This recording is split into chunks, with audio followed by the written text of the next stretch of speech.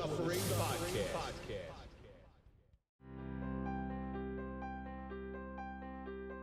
As we grow up, the world around us shapes our every characteristic.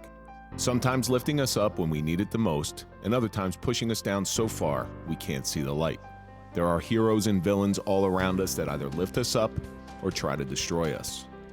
The good role models will teach us lessons that can further our pursuit in finding the person that we're supposed to be, deciphering the truth from the fiction, and knowing how to use both to our benefit, until the day we step out into the world on our own, having been prepared to take on whatever challenge comes our way. The outside world looks at a strong character and misinterprets their perception of reality. Everyone has an origin story, and our behavior is molded from that beginning. The ability to stand on your own 2 feet is the greatest gift you can get from those that influence us.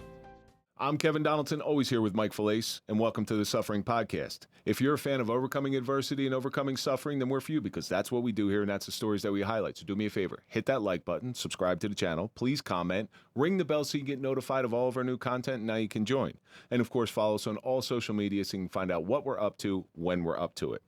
Tonight, we have a returning guest from our very first video recording, and that's Kim DePaola. Hello there. To talk about the suffering of Kim D, and we're going to be talking about all sorts of things. But most importantly, I want to start talking about, after I have to do some things in our social media question, I really want to talk about this strange dynamic between you and I. Oh my God. It's the strangest thing in the world, because Really I is. do not watch The Real Housewives. I know. But I'm so happy that you're doing great things with your podcast and your book. And just Thank you. it's the greatest thing in the world. You're the greatest love it. success story. Thank you. I love it. It's really a turn of events. Do you know what I mean? It's just a complete change for me. I never, ever thought that I would be here doing these things. I always was told by psychics that I'm going to write a book, and I'm like, yeah, right. Okay. And they're like, no, you're probably going to write a couple. And I'm like, yeah, okay. And then all of a sudden the book fell in my lap. You know, it's a strange thing that happens. I think the first time I met you, you were in the process of writing this book, and it took a while, and I know you got some things. We'll Had get some into issues. that. Before we get into anything, let's throw a big shout out to our marquee sponsor. That's Toyota of Hackensack. We don't trust anybody as police. We certainly don't trust anybody as podcasters, but we do trust the guys over at Toyota Hackensack. So if you're looking for a car, go to toyotahackensack.com. Don't forget to tell them the Suffering Podcast sent you. So Kim, the more things change, the more they stay the same. We still start every show with a social media question. Okay. This one is right up your alley. Ooh. And it comes from Puckerface. I actually know this person, and they knew you were coming in here. Okay. So they asked, what is something that people who watch you misinterpret about who you really are? Okay. So you have this huge, bigger than life public persona, and you present one way on camera. I know a little bit different. I know a little bit more who Kim DePaola is, but I also seen you turn on Kim D, and it's actually kind of fun. It is fun. But tell me, what would somebody get wrong about you from just what they seen on TV? Okay, for instance, there was just recently a situation that I had, I'm going to call it a beef with someone from the cast. Okay, so I went on my podcast and I had something to say about it. All right, so they're of course thinking I'm the one who's starting it. I'm the one who started. No, I finish it. Meaning, I could be very mean. I could be very cutting. I'm mostly smarter than most. Okay, and so they'll take that. And they'll think like I'm the one that's just being mean out of the blue. I'm the big meanie. I'm the big bad guy. They never call me a bully because they know that that's not true. But I always wait to be hit first. And once you hit me, I'm going to hit you hard enough that you're not going to get back. So I'm not, listen, I could be mean, but it's only if I feel someone deserves it. But deep down, I mean, I love my animals. I love the people that are around me. I do keep my circles small. Learned a lot of lessons, which I'm sure you're learning through the years, Kevin. You know, you're in the biz now. So that's what they get wrong. They're always saying, well, why didn't you talk to the person first? Or why didn't you do... Maybe I did talk. Maybe I don't believe them. They just don't see that stuff. Right. You know, I lean on you for certain things. And believe it or not, like when I'm having trouble with something in the media realm, the person I call on the most is you. We've had multiple conversations where I said, Kim, this is going on. Crazy. You've probably dealt with this stuff before. What do I do? And you give me great counsel on that stuff. Thank you. You've always been there to pick up the phone whenever I call, because I try not to bother you, but No, you never bother me. Whenever I call, you're always there to pick up the phone and give me the greatest counsel. But for me, I think people will see me on camera, and they'll think, oh, he's outgoing, he's an extrovert. I'm really not. Off camera, I am extraordinarily shy. If I'm at a party or a gathering, my back's up against a wall. I'm sort of scanning the room. I don't really engage with people too much. If somebody comes up and engages with me, I can turn it on. But my default mode is to always just be a little bit more reserved, a little bit shyer. And when people see me not talking, automatically they think I'm mad at something. Yes. I'm not mad. I'm just shy. And do you have social anxiety? Maybe a little bit. I suffer a lot from imposter syndrome. So I think the more I talk to people in my head, in my warped mind, the more I talk to people, they're going to find out, oh, wait, he's a phony. He's not. Really? That's the way I see it. It's crazy because I know what I'm talking about. Right. And I just, maybe I don't have the confidence yet, but I'm learning. I don't think that, I had that years ago. And it was like, when I had my business, when I had my boutique, okay, because I started really young. So I'm relating to what you just said. I never really knew what that was until the words came out of your mouth. But I had that. Like, am I really the person that people think I am? Like, I'm really on TV, or I'm really, like, it's very shocking sometimes when people come up to you and they know who you are and you don't know them. And they think they're a good friend. Yeah, they know you intimately, but ultimately what they don't understand. And I'm not on two different personas. I'm not on a show like you were on, but that face I see in the mirror, what I'm seeing is not what everybody else sees. Exactly. And I struggle with that every single day. But listen, you'll get over it. We're all works in progress. Yeah, you'll get over that. Like, I don't do that anymore. I went to CVS either yesterday or the day before, and the person didn't even see me. They just heard my voice, and they were jumping up. Can I take a picture? Can I take a picture? I'm like, I wanted to take the picture, but I'm like, I have no makeup on. Not that it matters, really, you know. He's like, oh, please. I go, no problem. And I was on the phone with Dolores Catania from the Housewives, and he's like, oh my God, it was cute.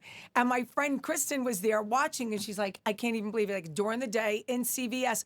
So I'm used to it by now. And I say, but sometimes it could be jarring because, especially when people drink. Oh, yeah, that's liquid courage. Then they can I take a selfie? Well, I don't like that one. Can I take another one? Could I take another? And then, then you're just like, you get a little, like, I get the social anxiety when that starts to happen because I don't want to be mean. But yeah, I'm not taking 5 pictures. It's mine. I'm out having a good time. 1 or 2 should be enough. That's when you get a little crazy, when they start drinking. But I think you get it, okay? Because how you're perceived by people who are fans of yours, right? How you're perceived by them. You may be having the worst day possible. Your life may be blowing up, and you don't, and they don't know that, nor should they know that. So when you approach them, if you approach them mean or nasty, that's going to be your default mode to everybody they talk about. I always tell the Mickey Mantle story. So I met Mickey Mantle. I was about 17 years old. I wasn't a kid. I was big. Like, I was heavy, and he was. I'm sure he was drunk, and so he comes out, and I said, Mr. Mantle, do you mind if I have an autograph? He says, get the F away from me, kid. Oh, Jesus. Now, for the rest of my life... Oh, my God. For the rest of my life, terrible. Mickey Mantle is the biggest jerk that ever lived. That's right. I look at it with a little different eyes now. Okay. He may have had a bad day. Maybe he lost a lot of money gambling. Maybe he was super drunk. So I give him a lot more grace now. But when I'm a 17-year-old kid, I don't know. That's a heartbreaker. So Pucker Face, thank you so much for sending that one in. I hope that answers your question. Keep sending in your questions. We will try to get them on the air. Yes. So, Kim, we've known each other now for... I'm going to say 4.5, almost 5 years. And I'm told when I was sitting in with John Elite doing the Elite Show, and he's go pick up Kim DePaola. In a snowstorm because I was afraid to drive. And I go, who is that? Yeah. I swear to God, I don't mean to be offensive to you. I'm like, who the hell is that? And he goes, well, she's on the Real Housewives. I'm like, oh, that makes sense why I don't know who she is. There you go. And then I picked you up. We had this nice conversation in the car. And kudos to you for getting in the car with somebody you have no clue who they are. I had a good reference, but yes. And you come in the studio, and I kind of you endeared. Your personality was very endearing. Thank you. And I've had conversations with you since, and you were kind enough to come on our show when we finally went on camera. Loved it. I enjoyed it. And here we are. Yeah. But I lean on you for certain things. It's really crazy when you went through your publisher of the book. Yes, you helped me out. You introduced me to Julie. Absolutely. So I don't take anything for free. You've given me such grace that Thank you. I feel like, I have to continually try to give back. Oh, that's nice. I like that. And I'm overly appreciative of your friendship more And than I'm anything else. appreciative of yours. But it's a weird dynamic. It really is. Because we're so opposites. Very, very opposite. I'm the lowest maintenance person in your world. I'll sleep on the ground. And I might be the highest. I said, really, I just had a situation, which maybe we'll get into later, because I'm going to ask your opinion about someone who just recently, a gentleman that a friend of a friend wanted to introduce me to.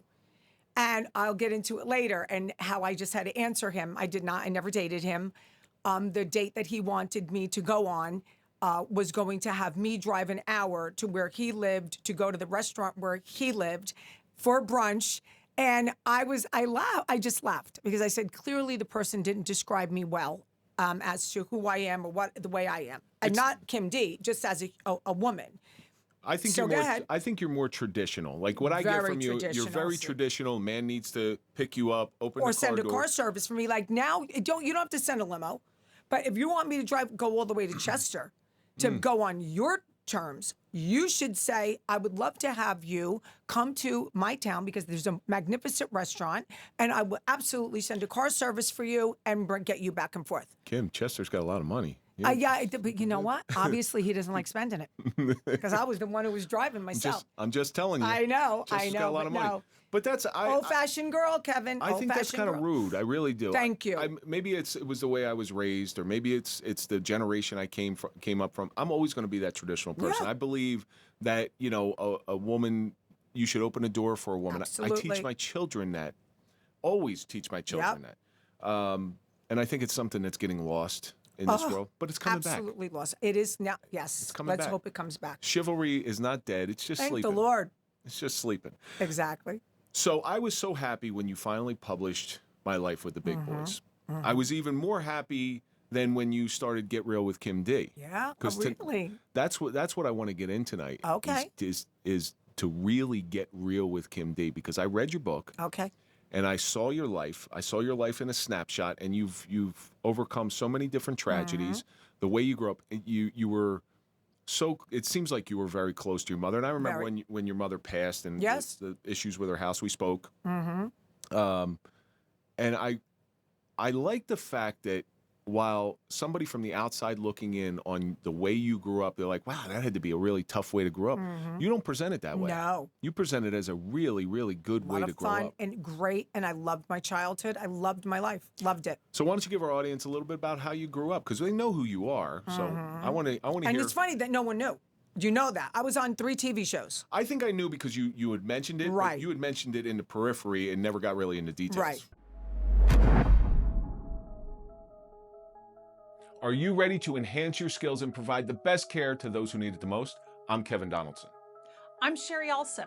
Our trauma-informed training is here to help, and we've been traveling across the country delivering this essential need to departments and organizations of every size, shape, and makeup. We come to you with on-site training so you don't have to worry about travel or scheduling conflicts. This isn't just a class, it's an interactive experience. You'll learn directly from subject matter experts who teach from a victim's point of view, putting you in the shoes of those who have experienced trauma. This approach allows you to understand trauma on a deeper level and to better serve the individuals you work with. We'll guide you through new interview techniques that prioritize a victim-centered approach, ensuring safety and empathy in every conversation. And for those of you in law enforcement or other fields, our training includes post-credits, giving you the extra added value and recognition for your commitment to professional growth. We offer references upon request to show just how effective our training can be. Don't miss the opportunity to improve your understanding of trauma and make a real difference in the lives of those you serve. Get in touch with us today by going to sherryalsip.com and let us bring trauma-informed training to your organization. Together, we can make a lasting impact. What happened was when I did the scene with Joe Gorga, and he's coming at me swearing, screaming, yelling, right? And first of all, I don't realize that who he's yelling at first because everyone's drinking. They bring me outside. And basically, I'm turning around like he can't, there's no way that this little dude is screaming at me. There's just Did you no look way. right over his head? I mean, forget it, okay? So I'm like, And I never said this before, but I was like, excuse me? You little midget, I play with the big boys. And that got me my biggest contract with Housewives the next year. And it got me the name of my book. And those words never left. They came out of me. I was so like shocked. No one has ever spoken to me ever like that in my whole life, ever. And I think I was just so taken aback. I'm like, who does he think he's talking to? You know, so my childhood. My mother and my father were divorced when I was a year old. Okay. And there was, you know, a man in between. He was married. So my mother moved on to a man who was in the mafia. Let's face it. He was a big dude in the mob. He was, as I got older, I read in Vincent Teresa's book, My Life in the Mafia. He was the first person to like turn basically on the mafia. He said, Frank Butch Maselli is the most feared man right now. He was with the Gambino family under Gambino, Carlo, when he was alive. And he was the head of the assassination squad for the Gambino family. He was the one he wasn't the one you told. He's the one who did it. But my life with him, I was a little girl. He took me everywhere with him, everywhere. I had $500 dresses, lace, beautiful, the clothes, because he was very meticulous. My mother had to iron his boxer shorts. Yeah, they had his initials on them. He would come in and check, make sure that there was no, dust. My mother had dinner on the table every night at 5 o'clock. So, I really didn't know, but I liked the respect that he got. But people don't understand that about guys in the mafia. I grew up around these guys. And they were fathers. Yes, they were. They attended. He was a good father. They attended baseball games. Yep. Yeah, they did some horrible stuff. Oh yeah. But they were just normal guys in the neighborhood. Yes. There was nothing. We knew they were. Yeah. I say this all the time. It was very clear he was. We knew. You knew even as a little kid. This was a man who, he had. There's something about this guy. Yes. Because kids are very good at that stuff. But you didn't know what they did, nor should you. You knew them as, that's Nikki's father. Exactly. That's Mark's father. Right. So it's not what everybody thinks. They're not 24/7 gangsters. No. He never spoke above a whisper to my mom, never yelled at her. They never had any kind of fights like that. And so I never heard him be mean. He was a little grumpy. He was like a little moody. I guess when he had a rough night or, something he was very pensive. So you would see his moods, but I never heard my mother and my stepfather fight. And anytime he was with me, he would be very proud to bring me around. I was a little girl. And so he took me everywhere. And like I said, he would take me personally shopping and just buy me like the most gorgeous clothes. He was very much into clothes. Was he trying to endear himself to you because you're his stepdaughter? I think he liked kids. There was always a lot of kids around me. And he did some nice things for my mother's sister who had 2 children. She didn't really have much. One time he took my cousin home because she spent a lot of time with us.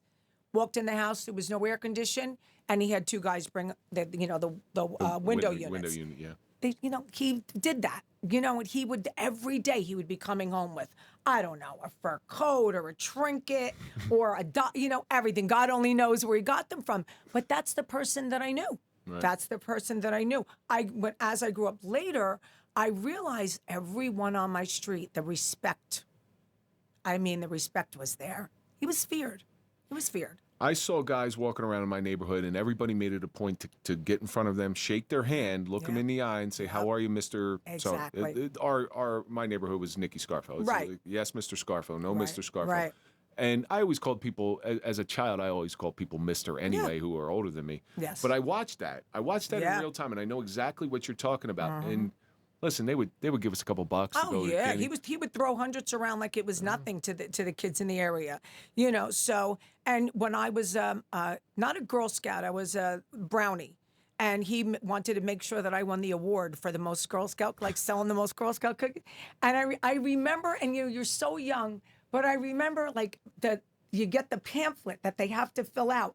We needed like 3 or 4 of them because he sold so many cookies that he made all his friends buy a ton of cookies. It was really funny looking back. But he was great to me, and we stayed close. Well, we stayed close. You had the best salesperson on the planet. Who's going to say no to him? It's just not going to happen. So we went to all his peeps. But as a kid, you have to think this guy's like a superhero. Absolutely. And, he's taking care of you the best way that he knows how. Did your mother ever catch on? Like what? I know you talk about this in the book, and it's I'm always very interested in the home lifestyles of these people who are in the underworld out there. Did your mother ever catch on that? Okay, my mother obviously knew. We were at the Copacabana every week. We were the ones, they put the table in the front, and he brought me. 4 years old, I rubbed noses with Jimmy Durante. 6 years old, Paul Anka was singing to me. Diana Ross with the Supremes was told. There's a great picture of you in great there with her. picture.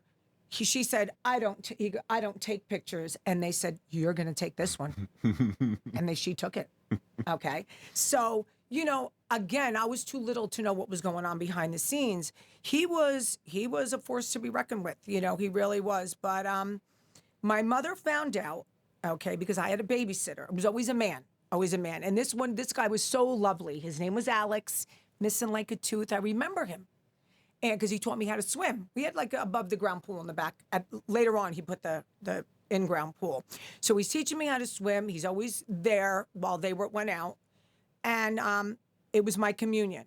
And my mother is, Butchie's family was in from Boston. His mother was a judge, by the way. And they wrote a cookbook.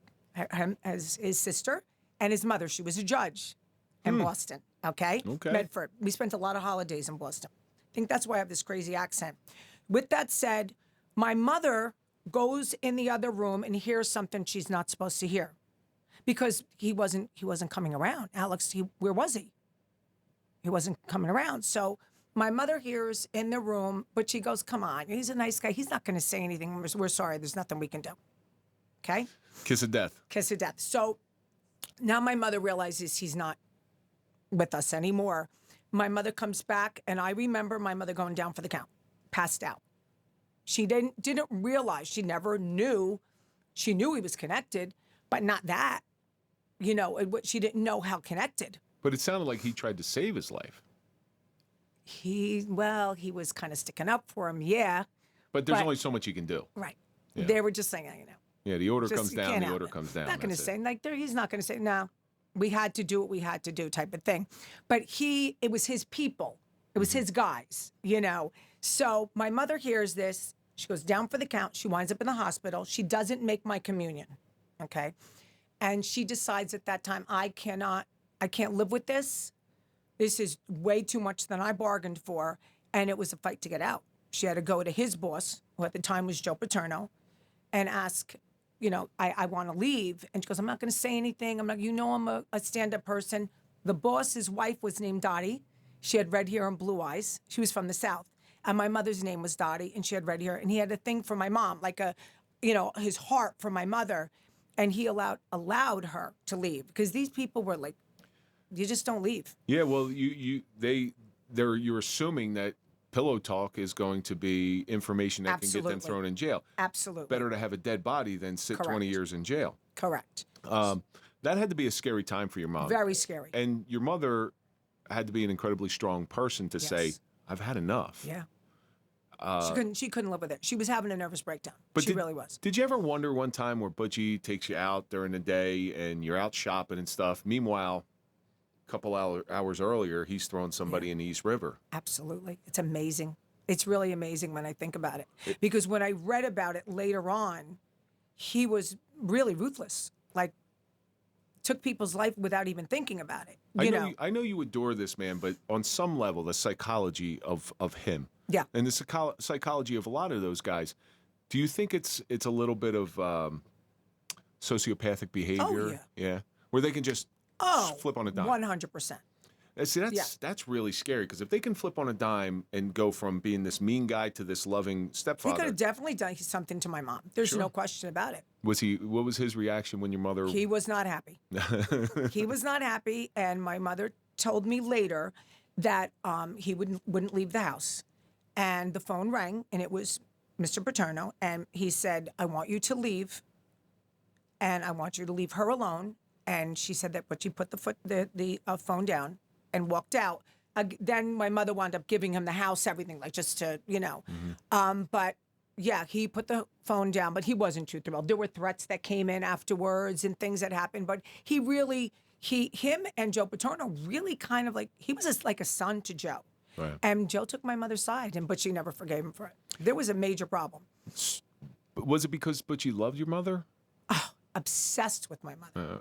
Obsessed with her. Because there's two ways that can go. It's either he sees her as property, Both. or he's really, truly in love with her. Yeah. It was both. It was both. I'm trying to look at it through Butchie's eyes, right? So if I'm looking at it through Butchie's eyes, I'm like, I took care of this woman. Yeah. I love this woman. Loved her. I doted on this woman. And her daughter. Who cares how I was able to I know. provide that? So from there, now all of a sudden, do you still get the nice dresses? You still get the shopping? He was lovely to me. And, you know, my mother did very well. I mean, she wound up marrying her third husband, who she stayed married to for 30-something years. Boy, that guy's got a set of... He's got some guts on him. Let me tell you something. There was major issues there that I didn't write about in the book. Yeah. Maybe it'll be the second book. It was major issues, what he put him through. What Butchie put him through? Yeah. Oh, yeah? And I think Joe Paterno had something to do with that also, to like say, you got to leave this alone. You know, he didn't want... my other stepfather was a very substantial person. And they were like, we don't want this. Like, we don't want this in our lives, meaning this is going to bring too much attention. This is what I'm surmising by what I know now. Like, he was a prominent, very wealthy businessman, true businessman.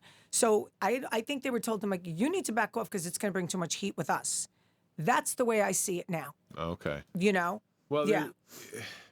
It's got to be an ego thing for Butchie. I mean, that's his love, and Absolutely. that's everything. He was mortified. He was embarrassed. He was, you know, the whole thing. Looking back now as an adult, and I finally became an adult, took me a long time, okay?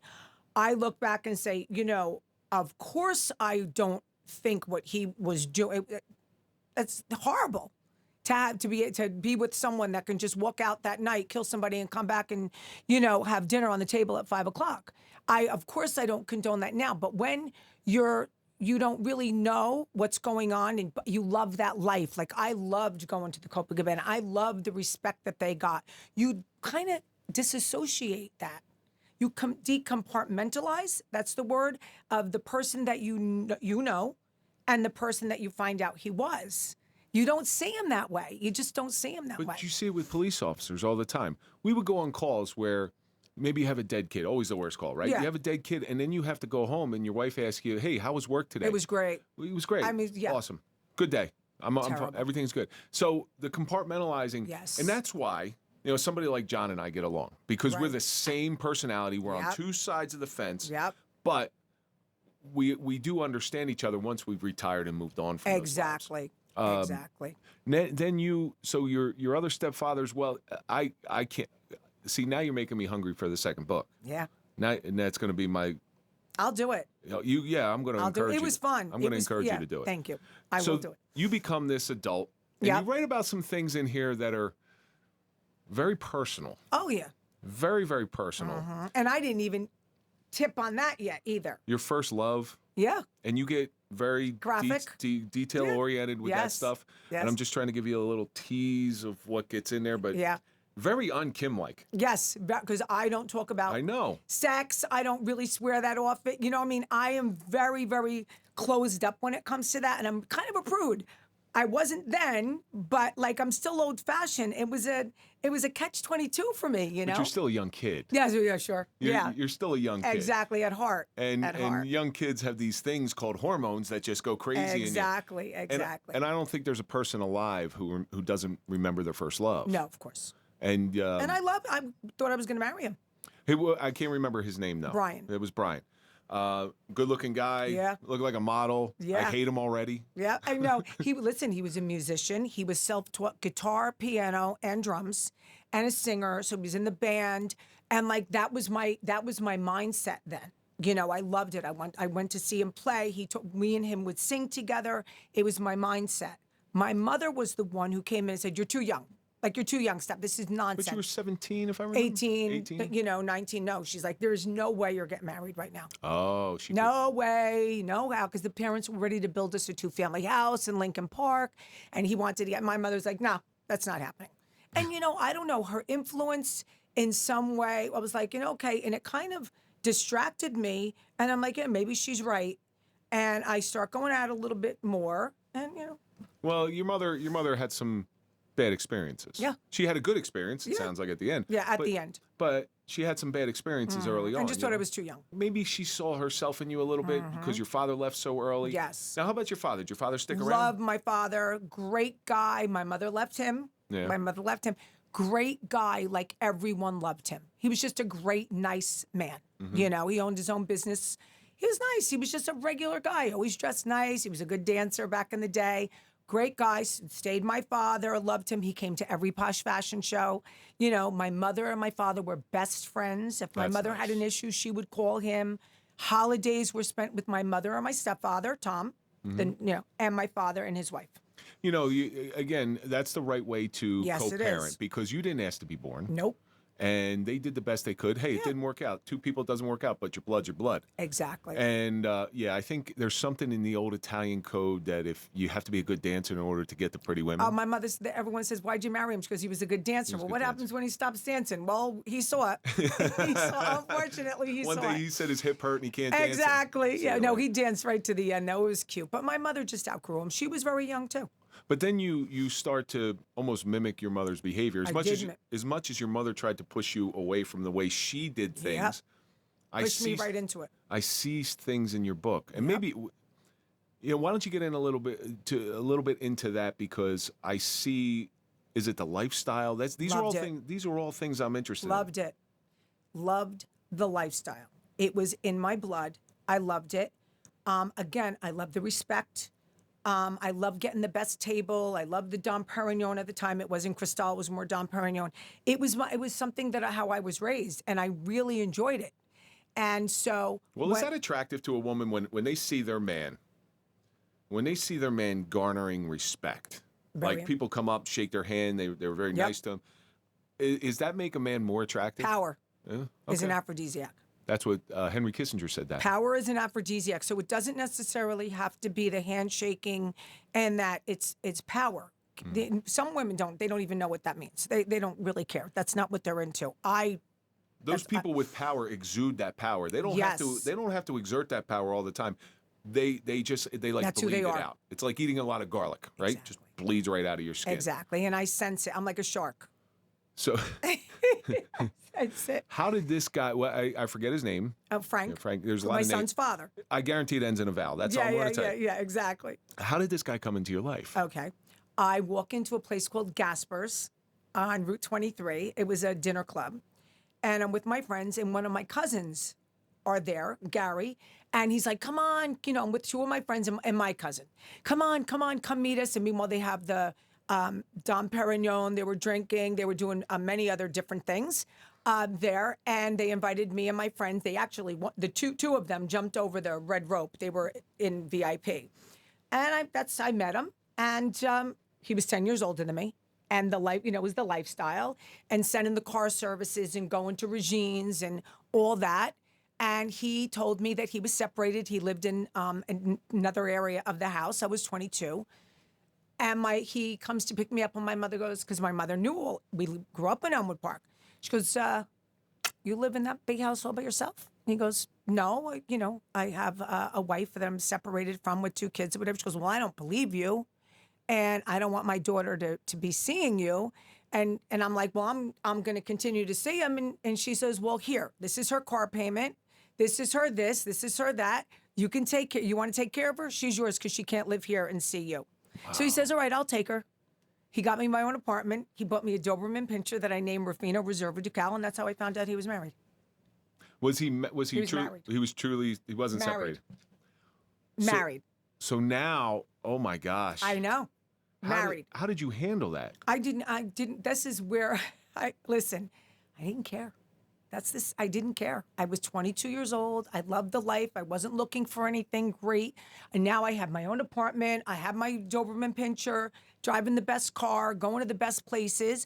And there was it was never a time where he said, well, I can't see you because I'm doing this. I always came first. So it was a weird thing. And then a year into it, I gave him an ultimatum. I said, I'm not doing this anymore. And I did a couple things that I didn't write in the book, and he left. Yeah. But he came back. Yeah, he didn't leave me. He left her. He left her. He left her, but it was due to something that I did. which it'll be in the next book. Oh, Yeah. You're just, You know, so you're I dropping all these bombs Yeah, on I here. didn't, I really, there was something, I guess there was a missing chip with me back in the day that I just didn't care. I was so used to getting my own way, getting what I wanted, it was the lifestyle, the fun. I didn't think about this woman with her 2 kids. I didn't think about it. Now, I would, like, right after that, I would never. Never. At 22, you probably thought you knew everything. 22. You know, you're just a kid, even though you think you're so well versed in the way the world works. Right. You think, you know, I know. We're Yeah, all guilty 22. of it. There's a big difference at 22. That, you know, even when I turned 30, I looked at him like, what am I doing? What am I doing? I was foolish at 22. Yeah. I've done the same Right? thing. What am I I was doing? really smart at 13. Oh yeah. And then when I was 18, I was super smart. Oh, of course. Yeah. Yeah, It just kept 22. going. You just knew it all. And I think about probably 30 or 35. I'm like, yeah, I don't know anything. Yeah. I still don't got know up anything. one day and looked at him and said, I said, I can't believe I did this. How am I going to get out of this? He was connected too. So how did you find out he was connected? Oh, I knew. You knew off the bat, But he didn't do it, but you did.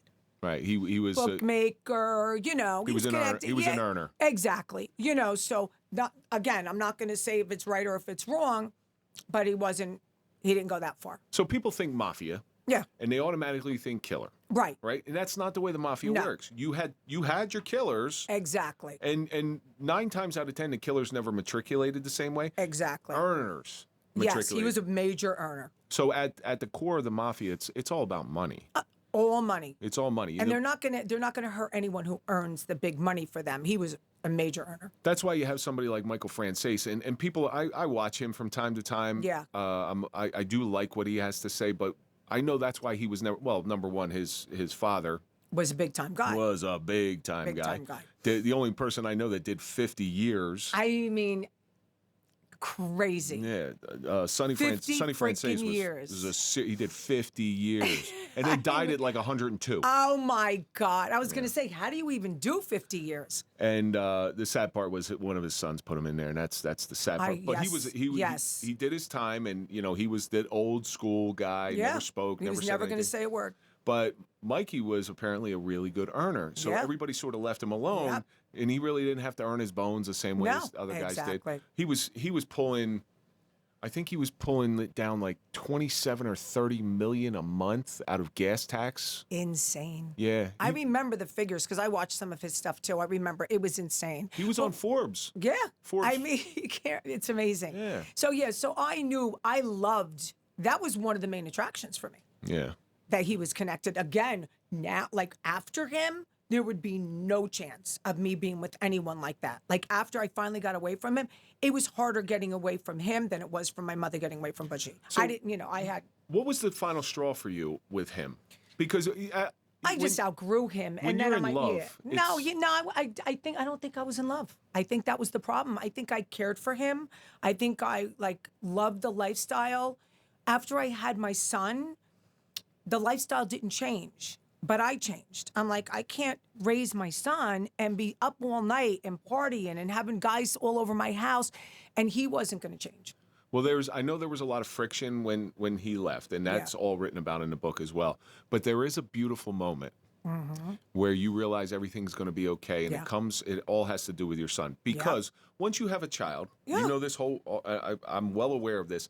Your life completely changes. Completely changes, and for him, it didn't. You see what I mean? And now I realize also how easy it was for him to do that with the first wife, who I happen to be friends with, by the way. We did make friends. And I made friends with his wife after me. And Christopher has a brother and a sister. So I got it. I got it. I understood what was going on. I want you to tell us a little bit. You know the incident I'm The talking about with your meatball? son. Yeah, Okay. yeah. Okay. And I love stories like this because in my mind, there's a lot of bad guys out there, a lot of bad and they people. stay bad. And they stay bad. But just because they're a bad person doesn't mean they're a bad person. I agree. you He know? was a great person. He was a horrible husband. Yeah. Well, You know what I mean? Yeah. That's a lifestyle. That's Yeah, the lifestyle right exactly. there. There's always side effects. Yes. So tell me about the meatball incident. Okay. So there's restraining orders going back and forth. There's threats going back and forth. There's stalking. There's all these things. And at that time, there was a restraining order. in effect, right? So I go with my friend, and she's in the car, and I have Christopher in the car seat, and it's time to hand him over.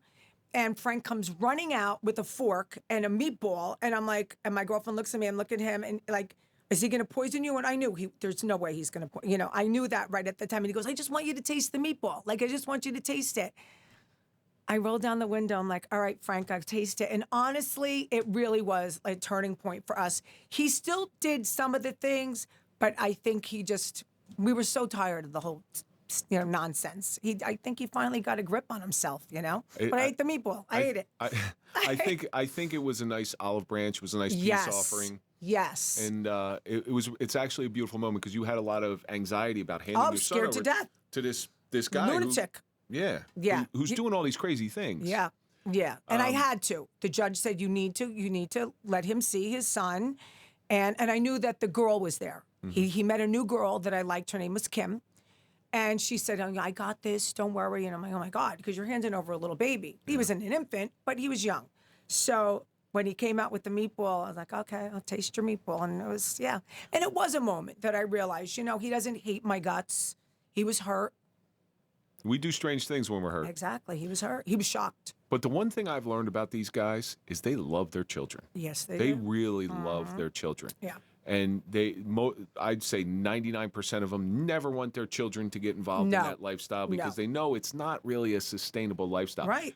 Mafia guys are not rich. No. They mostly died poor. Yeah, they're workers because they got gambling debts. Exactly.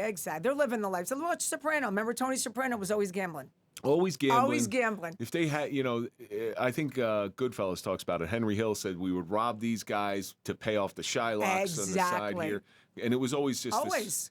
I had a woman in here. The bosses, like the big bosses, they would have the money. They lived a different lifestyle. It was the earners that would go out, they make the money, and then they spent it. But a lot of the bosses, they were pretty rich. And then you got Paul Castellano sleeping with his maid. Yep. Absolutely. I mean, wild. But I knew somebody that knew Lefty Ruggiero. Okay.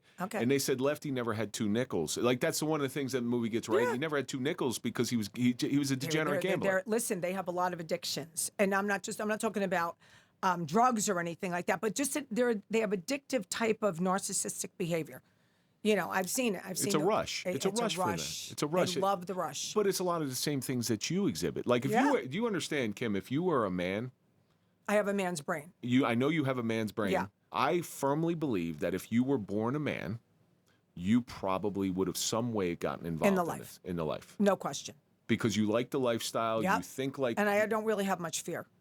That's scary. It is scary. Until you have a kid. Then all of a sudden the fear comes rushing in. Yeah. And he's similar to me and his father. I have met your son, and listen, if you need me to straighten him out a little bit, he's okay. He's okay. About 10 years ago, I would have asked you, but now he's okay. He's a good kid. I think where I met him was it could have been the steakhouse, the meat market. Yeah, Villino's. Villino's meat market. Yeah. Mm-hmm. So you finally break free of him, and now, since you love the life so much, now the life has been taken away from you. Yeah. How did you deal with that adjustment, or was it a maturity thing? It was a maturity thing, and I didn't have the life taken away because, remember, my mother was married to someone that was very substantial. They helped me out a lot. My stepfather that she stayed married to for 33 years, he helped me. If it wasn't for him, I don't think I'd be sitting across the table from you because Frank was serious when he said he wanted to kill me. And they had a meeting. He was like, she's my wife, I'm going to kill her. They're like, no, you're not. Because if you kill her, we're going to kill you. And he goes, I don't care. She's my wife. I'm going to kill her. And my poor stepfather had to be in on the meeting. When he comes home, his face was gray. And he's looking at my mother. He goes, we got a big problem here because this guy, and they liked Frank. They did. They go, he's serious. But they talked him down. It stopped. And then, a couple things happened in between. But so it was harder for me. But my mother still lived a big, beautiful house in Franklin Lakes. They gave me our 2-family house in Elmwood Park.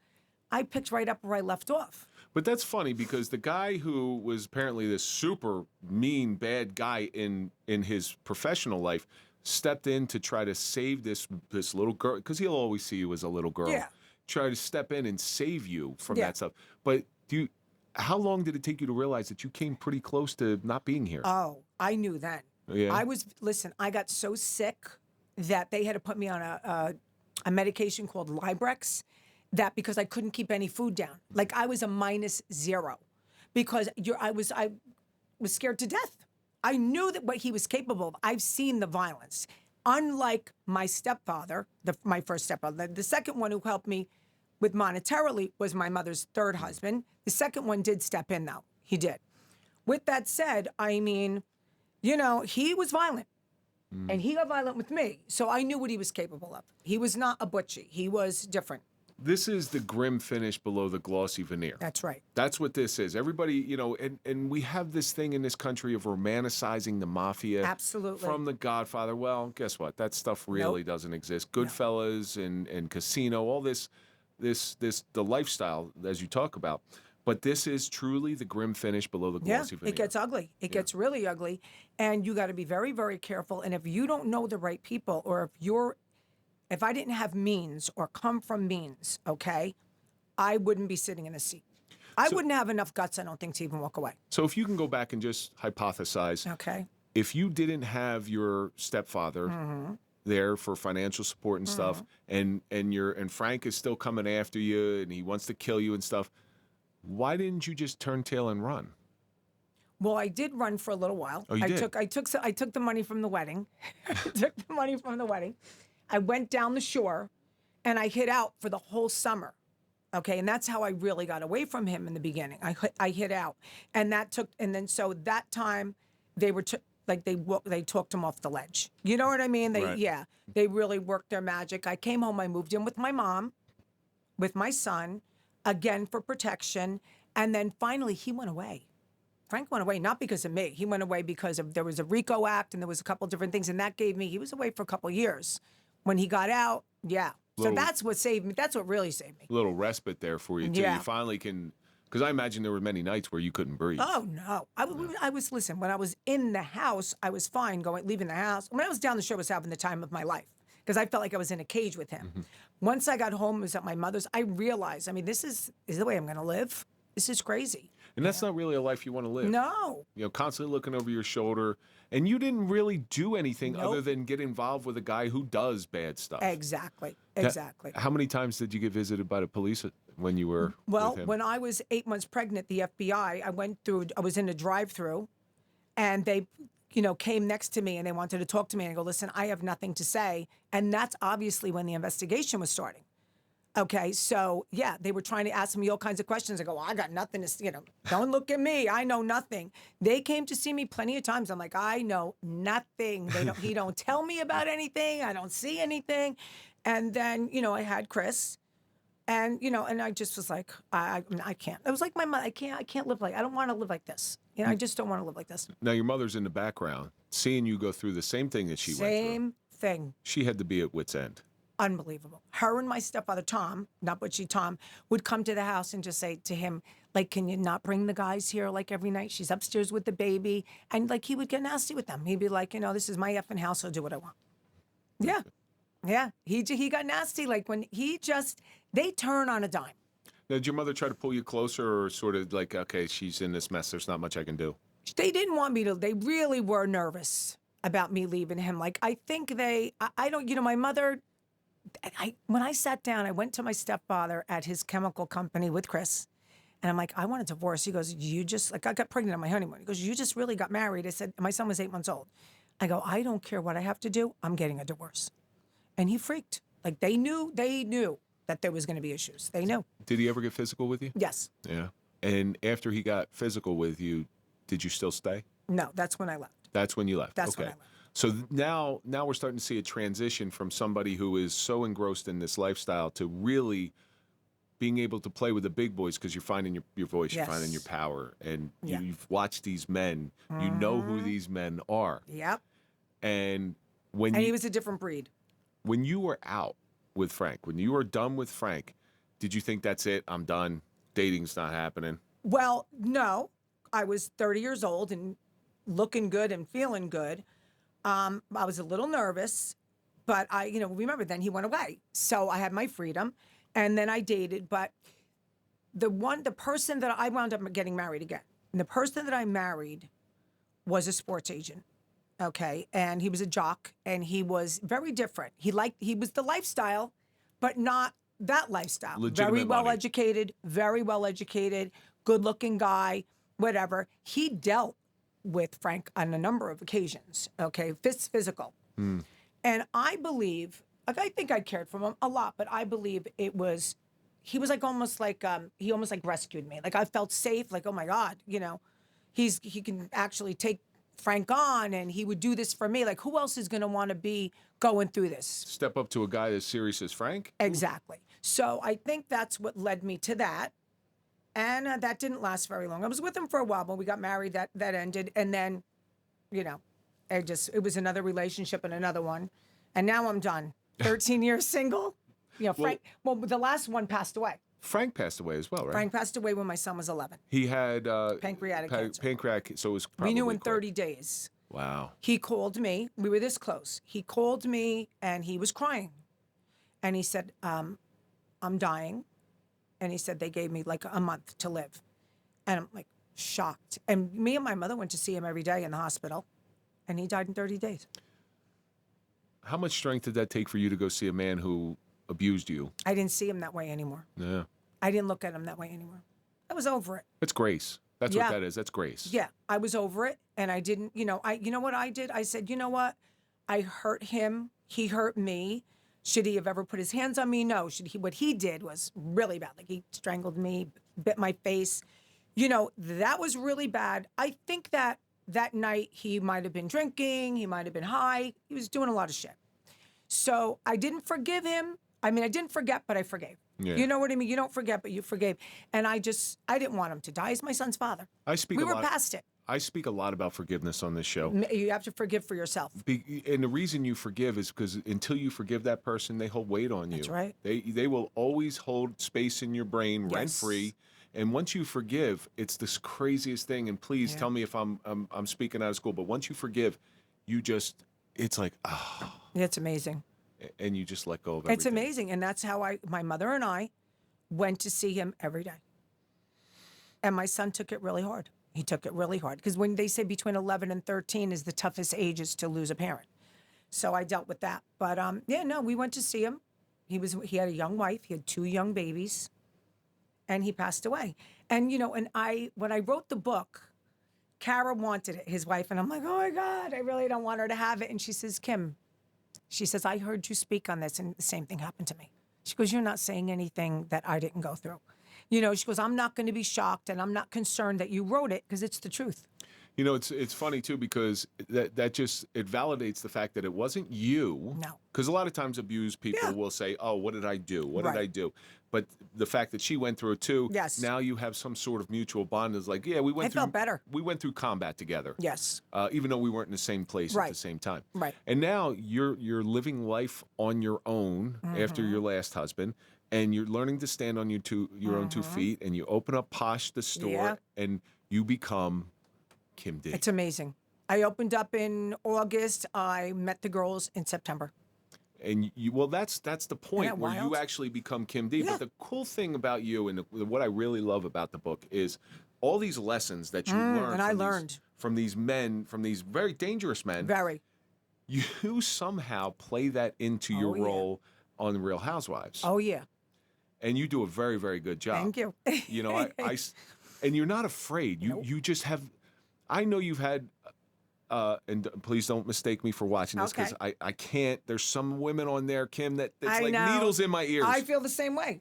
But you're even though you've had these arguments with these women, you're still willing to sit down across from them and talk it out. I watched you have Teresa in here. I watched you have. Did you have Melissa Gorga on? Not yet. Not yet. Okay.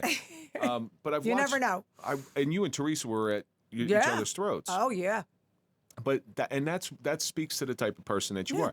I may say all these different things, but I'm willing to say it to your face. 1,000%. And that speaks to your life with the big boys, and that's kind of what it means, Yes. To me, it's like I'm going to stand up. They always say stand up like a man. Yeah. Okay. And you have that male brain. I'll go face to face. You'll go face to face, and what I love about you is you're never going to say something behind somebody's back that you won't say to their face. And I'll say it behind their back, but then I will say it to their face. There's no question about it. I mean, I'm nosy, I'm gossipy. I am, but I I'm kind of like cheeky about it. You know what I mean? I like to tease people a little bit. I'm a little sarcastic, and I don't really think I say anything that's really hurtful about their business or something that's going to affect their earnings, or call them like they're ugly or anything. I don't do that. I'm going to call you out on silly things that you do, or maybe acting the fool. You know, that's kind of what I do. Maybe I don't like the way you dress. That's because I'm in fashion. So I do that.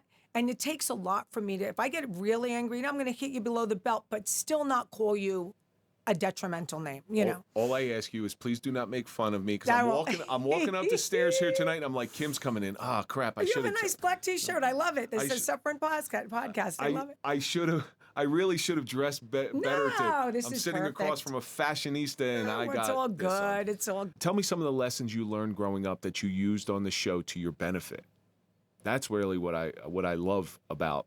That's what I took away from that. Okay. book. It's kind of just the way I lived my life and the way I watched other people live, including my mother, that I don't really have any fear. I'm not saying I'm going to walk down the streets of New York City at 9 o'clock, even 9 o'clock at night now. I don't even want to go now at this point. I have that kind of fear, but I don't have the fear of filming with a bunch of crazy ladies. You know, I mean, listen, they're capable of anything. Throw drinks at each other. So that's something that when the cameras were in front of me, I never flinched, because I don't know how to act anything but who I am. So I'm not there to tell a story. I'm not there I don't lie. I don't have to lie. I don't feel there's any repercussion for my truth. Okay. So I don't lie. So when they put the cameras in front of me, and whoever woman they put in front of me, I just went at it with them. Whatever they want to do, I would confront them. So that's what I learned through my life, just by dealing with and watching other people be that way. That they really didn't have much fear. They stood up for themselves. They demanded respect. Well, this is something that I learned. So I did this show in LA, and I didn't know. I really didn't know what I was getting into. Okay. Because when I see you, and I have watched clips of you on the show, I see Kim. Like, I don't see a character on the show. I see Kim. Right. So I'm sitting in front of these people, and I'm doing a debate. It's people who don't like cops, and I'm the cop, and all sorts of stuff. And I'm watching them, and I'm debating them like I would factually, like I'm Kevin Donaldson. And all of a sudden, as the show goes on, I'm watching him ramp it up. And I'm like, I'm thinking to myself, why are you coming at me so hard? Yeah. I'm like, oh, I get it. You're fighting for camera time. And I see the same thing from clips of Real Housewives. Absolutely. They ramp it up because they want the camera time. Where what's nice about you is you are Kim. You're Kim 24/7. I can't change. And that's your life with the big real. boys. And that's it's my life with the big. I was raised like that. That's all I saw, and that's the way I was raised. And I treat myself with dignity, and I demand respect, and I give respect. When someone disrespects me, I really can't control what I'm going to do next, except for violence. I don't believe in violence in any way, shape, or form. What I'm going to do next, because I can be vicious. How I live my life now is I live by this mantra, and I lived by this mantra when I was a cop. I see you and I raise you one. Okay, so what that means is if you're going to treat me with respect, I will treat you with even more respect. Me too. If you're going to be a jerk to me, I can do that too. Exactly. I prefer not to. I'm going to make you cry. Yeah, I will verbally assault you. Yes. And that's the way it's going to go. So, and I'm smarter. I know I'm smarter. Yeah. I'll just sit there and we'll go back and forth because I have a lot of patience too. I'll stand up verbally with anybody any day of the week. Listen, Kim, you have been one of these angels on my shoulder for the past 5 years. I hope we continue this friendship. Absolutely. If there's a spot open on the Real Housewives, don't call me. I love it. I love it. Unless you want somebody who comes in and goes, a bodyguard. What the hell? I used to bring John. Oh, you did? Oh, I used to bring John. And he would, it's a funny story that we might want to say off camera, but I brought John a couple times for taping, and he had a little chat with a friend of mine when we were nothing major. Just shook his hand and just said, see this girl right here? She deserves a lot of respect. I respect her a lot. She deserves a lot of respect, and I got it. Wasn't a guy that's about 5'4", is he? Yeah, exactly. Yeah. If lucky. If lucky. And it was a really good thing. And then that person came up to me and said, "Oh, so you don't," because John's not that big. Yeah. You know what I'm saying? So he's like, "Oh, you know," I go, "We're not boyfriend and girlfriend, honey. We're friends. You know, not everyone has to be boyfriend and girlfriend." Because, you know, his mind and that little one's mind, he thinks a man can't be friends with a woman, you know? So, but yeah, he was like, "Oh, you don't mind guys that are a little shorter?" I'm like, "No, I don't, but that's not the case." You know, that's not the case. You Yeah, don't have to be big to be dangerous. No, exactly. Okay, exactly. One of the most dangerous people I know, I'll say his name. His name's Bobby. I won't say his last name out of respect for him.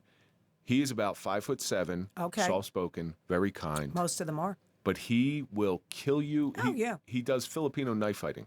Oh my God. He's an older man now. He's a Vietnam. He was a tunnel rat. Wow. Like Rambo? Yeah. Like a Rambo type. Like, Remember yeah. when? Yeah, this. Small, but he used to train me with boxing, and that's how Okay. I got to know him. But he was the most dangerous man I ever met in my life, and you would never know it. No. You would never know it. And I teach my kids that. Like I do jujitsu. Okay. And you look at people's ears, and they're always nice, right? And I look at my son. I'm like, "You think you could take him in a fight?" And he's like, "I think so." My son's 6'5". Yeah. He's like, "Yeah, I think I could take him." I'm like, "Look at his ears." And then I talked to the guy because I actually Yeah. knew who he was, and I said, "Why don't you give him a little?" Just wrap him up once. And then Right. my son woke up like that. Wow. So you never know who you're talking to. You don't. And, but you have certain knowledge of all this stuff. And Kim, like I said, I appreciate you. You were our first on-camera guest. Thank you. And, God, episode 77, we're now at 253. It's insane. That's Congratulations on that, Kevin. That's fabulous. That's great. It's a lot of work. It's a lot. You know this better than anybody. I know. And I have to watch a lot of shows. Like, remember, I cover all these housewife shows. Some of them, I mean, I watch these things and I'm like, I can't believe what I'm watching. Like, I read a lot of books. That's what I have to do. Right. So there, you read the books. As a matter of fact, I'm doing an audio. I'm coming back here tomorrow to do an audio book for someone. Fantastic. Yeah, for someone that was on the show. She asked me to do the audio, which I'm doing. But because people don't know, they're like, "Where is your accent from?" I said, "Well, it's a combination: New Jersey, Boston, and New York, because that's where I was raised. I mean, we spent every holiday in Boston. Butchie had a thick Boston accent. Oh, really? Very thick, very thick. And, so it was Jersey, Boston, and New York. So that's why, even the kid at CVS, he didn't have to see what was, as soon as I opened up my mouth, they're like, "It's Kim Day, it's Kim Day." It was cute. It was very cute. You are always welcome in this studio. Thank you. Especially when the second book comes out. I really do want to It's going to be juicy. I really do want to read it because I enjoyed this one. My Life with the Big Boys, available on Amazon. Yeah. Where else And can a you signed copy. If you want a signed copy, you can go on my website, Posh by Kim D. And you can also follow you on your On podcast. Instagram. My podcast is Get Real with Kim D. And that's on Patreon. They have to go on. They have to get the Patreon app. And let's see, what else? Oh, and then Kim D at Kim D Posh is my Instagram. And I do all my own social media. I will put links to all of this stuff in our show notes so people can find them. Just look down there, click on the link, and you'll be able to go right to it. But Kim, I love how you grew up. I love all the lessons that you learned, even though there was some suffering in there. Yeah. We're coming to the end of this thing, and I end every show the same way, and I've been Okay. doing it since episode 1. Suffering is the greatest teacher in the world. And the suffering that you went through trying to chase this lifestyle. Yes. All right. And chasing these men who maybe it wasn't the men, it was the lifestyle they provided. But it did cause a lot of suffering for you, and it had to teach you something. Definitely. So why don't you tell our audience what your suffering has taught you? Okay, my suffering's taught me that it's 14 years, going on 14 years this November, that I'm not in a relationship, okay? My choice, that I can be alone, that I can enjoy a man's company, but I don't need to chase and to see and to have a man in my life or be married or be engaged, or I'm perfectly happy being alone.